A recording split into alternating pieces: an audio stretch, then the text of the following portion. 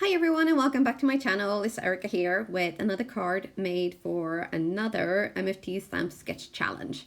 Now, My Favorite Things, or MFT, run a weekly sketch challenge, which you can read all about on their blog, mftstamps.com.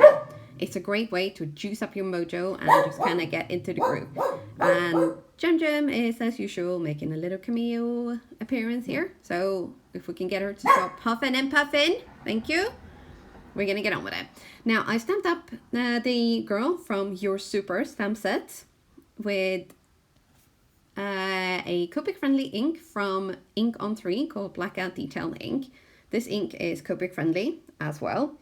And I have grabbed loads and loads of Copic markers here to color in the image itself, which this part is completely sped up. So it's like a time-lapse video thing. But I will crack on whilst me in the video is cracking on with the coloring. The card I made for this one was I actually started coloring this during the last 30-day coloring challenge. That you can read more about if you hop over to Kathy Rakusin's blog, which she runs these challenges a few times a year, and it is so much fun to just kind of get into the groove and, you know, just kind of take a time out to color and have a little bit of crafty me time every day. Now, as you can see, I'm kind of speeding through the coloring process here, and if only it was this fast to color in real life, but hey, there you are. You can't have everything, right? Now, some of the other things that I have used for this card is a mixture of Heavy Doodle, Ranger ink, and Tailored Expressions, and also a little bit of Tombow adhesives. Now, to continue with my card, once I've finished my Copic coloring here, I've also stamped up a mask of the Supergirl on masking paper, which I've fussy cut out. And then we're going to apply this on top of our image. And on top of that, we are then going to apply a stencil, and we're going to do some sun rays ink blending to kind of make it look like she is, just, you know, highlighted. Yeah. As you can see, I was touching the stencil to check just how tacky it still was, because I don't wash off the pixie spray that I use on my stencil. So it was still actually tacky enough to use right over the image and the mask. So that's what we're doing. We're just sticking it down and adding it directly to my work mat. And then we are going to get the yellow brush to get some squeezed lemonade and mustard seed distress oxide ink blending on. And getting my super patented exclusive ink blending technique on, the tap tap tap, dab dab dab, rub a dub a dub, and we are on. So I started with the light one, the squeezed lemonade, and just added a light yellow all the way around to get that sort of soft glow. And we're gonna need to speed this up because I worked on this for quite a while. And as you can see, I went back, instead of going directly to the ink pad, I actually used some of the dab dab ink that is left on the lid of my ink pad. Just especially in those areas where you want just a tiny little glow of color, but not loads. It works out brilliant, actually. As you can see, we're kind of covering the background just lightly, and then building it up. And then what we're going to do is we're going to go back in with the mustard seed, which is the darker one, once we're happy with the level of squeezed lemonade, just to add a little bit more of dark yellow around the bottom of the card and the girl, just to kind of highlight her as well. So there we go. Dab dab dab, tap tap tap, rub a dub a dub.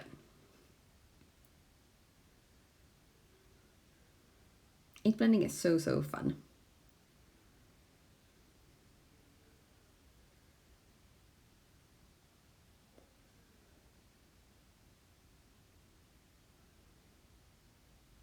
Right, and as you can see, I'm kind of building up the color just to sort of see, you know, is it getting enough? Is it not enough? And just gently blending in the lighter one with the darker one so that you don't get those harsh lines.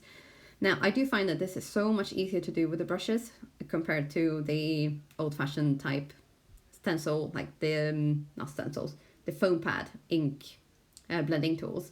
I never used to get very good results with those, especially when it came to the lighter colors. I always used to get some kind of mark or hard lines or whatever. Maybe I just wasn't patient enough, but I just never could quite sort of get the hang of it. Now, we're putting our brush back and having a little spin, because that's never going to get old. And then we are grabbing, and by we, I mean me, of course. So I did it again. I got my tweezers out and gently peeled off the mask. And we're doing this gently so that we can then keep the mask for the next time we need a mask using the same stamp set. And I actually slowed the video down here because this is the best part of masking, stenciling, and all that stuff. The reveal. It is, yeah, definitely the best part. Now, we're going to work on our sentiments, and to get in line with the actual sketch that is for this week, I keep doing it. I have cut down strips to 1/2 inch in black cardstock. This cardstock is from Lawn Fawn and it's called Black Licorice, and it's a lovely, smooth, really black cardstock, and it's really easy to work with. And I've also made a card base in the same cardstock to kind of just make it a little bit cohesive in the color of the strips, and bringing in the cardstock to, yeah, just make it all matchy a little bit. And I'm using my anti-static tool very, very well on these strips, because I'm going to heat emboss the sentiments in white on top. So we are dabbing, yeah, I know it's still just me. So I'm using my Versamark ink and stamping it. And what I should have done here, instead of trying to be smart and get it all done in one go, is I should have done one section at a time. However, I didn't, and it ended up getting some of the ink onto the cardstock where it shouldn't be, but I will show you that later on. Now, the white embossing powder that I've used for this time is also from Ink on 3, and it's called Arctic White. And very, very generously, I'm sprinkling this on top of my stamped sentiments to make sure that everything is covered really, really well. And then we're going to tap, tap, tap to get off all the excess. And then I will be able to show you where the powder stuck to where it shouldn't have. Like, I even tried to blow off the excess, but it just wasn't, yeah, it still stayed there. I didn't actually end up using this particular strip. I cut out another one and made more. And these are all the ones that I made. So Stamped Up, You're My Superhero, pow! And You Did It, You Saved the Day. And I ended up using one of those new ones instead of the ones that I messed up. And at this point, I had all the details and all the bits and bobs ready. So I've got my black card base ready, my panel, and my sentiment strips. So it was just a case of quickly putting them together. And for this, I've used my Tombow Mono Dots adhesive runner, I guess. So we're covering the back of the panel, and we're sticking that onto the card base. So this is going to be quite a flat card. Now, I'm usually all about like dimensions and layers, but it's kind of fun sometimes to just switch things up and try something new. Just to see, you know, almost to prove yourself that you can. Everything doesn't have to be glittery or full of sequins or, you know, like 10 layers. I can do it. Maybe it was the Supergirl that inspired me to try something new. I don't know. But anyway, so using the same Tombow adhesive onto the back of these strips and putting them onto the card. And then after that, because I wanted to keep it really quite so simple and keep the focus on the girl, I did not add any other kind of embellishments or anything like that. I know, nobody needs to panic. I'm fine. I've had my husband check my temperature and everything is fine. I know. My name is Erica. I am an sequin-aholic usually. But again, trying to step outside of the box and try new things. But my next card will probably be dripping in sequins. Don't you worry. Right. So with the last strip in place, it was just a simple case of trim, and the card was done. Now, I ended up using a pair of scissors that were actually pretty bad, and I ripped the cardstock a little bit. So always make sure your scissors are sharp and clean from adhesive. It will make a big difference, trust me. Now, with these new pair of scissors, I was able to save the card, so it's not overly obvious that it's not perfect.